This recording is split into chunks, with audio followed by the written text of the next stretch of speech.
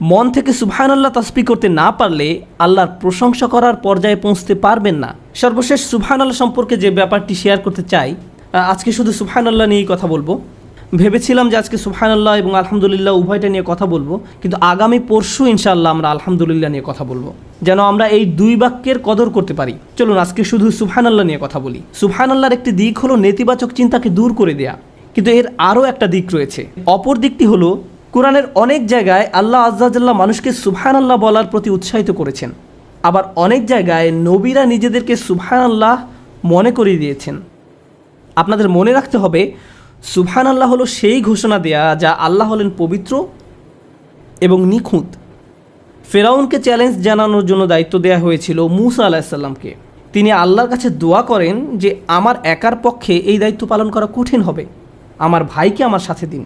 আশদুদ বিহি আজরি ওয়াশরিকুহু ফি আমরি, তার মাধ্যমে আমার কোমর মজবুত করুন এবং তাকে আমার কাজে অংশীদার করুন। তখন আল্লাহ হারুন আলাইহিস সালামকে তার সাথী করে দিলেন। তারপর তারা উভয়ে গেলেন এবং ফেরাউনকে চ্যালেঞ্জ করলেন। মূসা আলাইহিস সালাম যখন হারুন আলাইহিস সালামকে সাথে দেওয়ার জন্য দোয়া করেন, কাই নুসাব্বিহাকা কাসীরা ওয়া নাযকুরাকা কাসীরা ইন্নাকা কুনতা বিনা বাসীরা, সহজভাবে বললে আমার ভাইকে আমার সাথে দিন যেন আমরা উভয়ে অনেক বেশিবার সুবহানাল্লাহ বলতে পারি এবং যেন আমরা আপনাকে অনেক বেশি স্মরণ করতে পারি।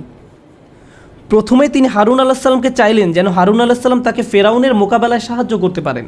এরপর মূসা আলাইহিস সালাম আল্লাহর নিকট ব্যাখ্যা করে বললেন, আমি হারুনকে আমার সাথে চাই যেন সে এবং আমি অনেক বেশি আল্লাহর স্মরণ করতে পারি। এখন ফেরাউনকে মোকাবেলার সাথে সুবহানাল্লাহর সম্পর্ক কি?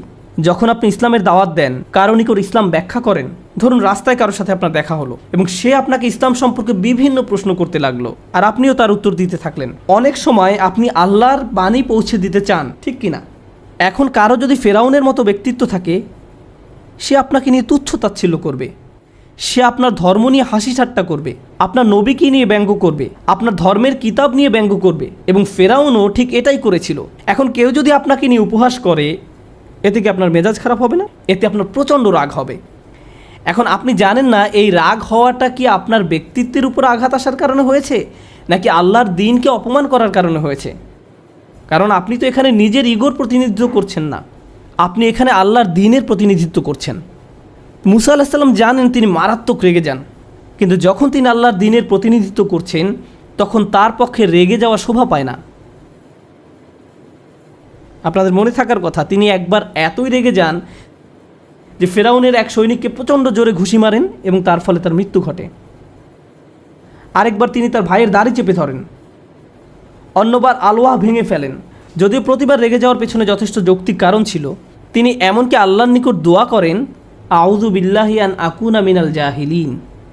তিনি জানতেন যে ফেরাউন এমন সব কথা বলবে যা তাকে রাগিয়ে তুলবে, আর এভাবে যদি তিনি রেগে যান তাহলে আল্লাহর দেয়া দায়িত্ব ঠিকভাবে পালন করতে পারবেন না। আল্লাহ হলেন নিখুঁত, পবিত্র, ত্রুটিহীন, নিখুঁত, পবিত্র। আল্লাহ আমাকে এই দায়িত্ব দিয়েছেন, আমি যদি সঠিকভাবে এই দায়িত্ব পালন করতে না পারি তাহলে আমার ভাই আমাকে মনে করিয়ে দিবেন সুবহানাল্লাহ। নিখুঁত এবং পবিত্র আল্লাহ তোমার কাছ থেকে আরও উত্তম কিছু আশা করেন। আমার দুর্বলতায় সে আমাকে সাহায্য করবে, আর তার দুর্বলতার সময় আমি তাকে সাহায্য করব। আল্লাহ যে নিখুঁত আমরা একে অন্যকে তা বারবার স্মরণ করিয়ে দিব। আল্লাহ আমাদেরকে এই মহান দায়িত্ব দিয়েছেন, আমরা একত্রে আল্লাহর তাসবিহ করব। আর আমাদের রাসূলুল্লাহ সাল্লাল্লাহু আলাইহি সাল্লামের ক্ষেত্রে কোরআনের দুই জায়গায় আপনি পাবেন যখন আল্লাহ রসুলের শত্রুরা তাকে নিয়ে উপহাস করত, অপমান করত, তারা তাকে মক্কা থেকে বিচ্ছিন্ন করে দিয়েছিল। তারা রসুল সাল্লাল্লাহু আলাইহি সাল্লামের বিরুদ্ধে শারীরিক, মানসিক, মৌখিক সব ধরনের অপরাধ করেছিল। যখন এই নির্যাতনের মাত্রা অস্বাভাবিক পর্যায়ে চলে যেত তখন আল্লাহ সুবহানাহু ওয়া তাআলা তাকে বলতেন, ওয়াসাব্বিহ বিহামদি রব্বিক ফাসবির আলা মা ইয়াকুলুন ওয়াসাব্বিহ বিহামদি রব্বিক ক্বাবলা তুলুই শামসি ওয়া ক্বাবলাল গুরুব।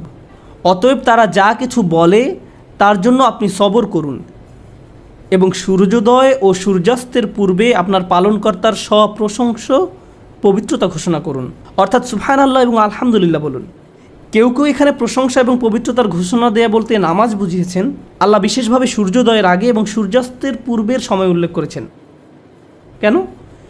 রাসূলুল্লাহ সাল্লাল্লাহু আলাইহি সাল্লামকে বলা হলো যে জীবন পরিবর্তনশীল, কাফেরদের শত্রুতা কখনো তীব্র রূপ ধারণ করবে, আবার কখনো কমে যাবে, আর আল্লাহ চাইলে এদের পরাজিত করতে পারেন।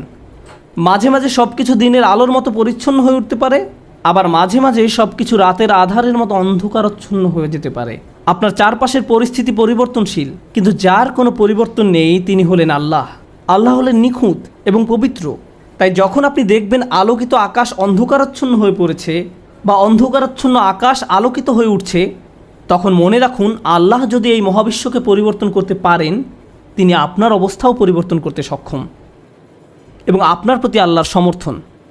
সুবহানাল্লাহ।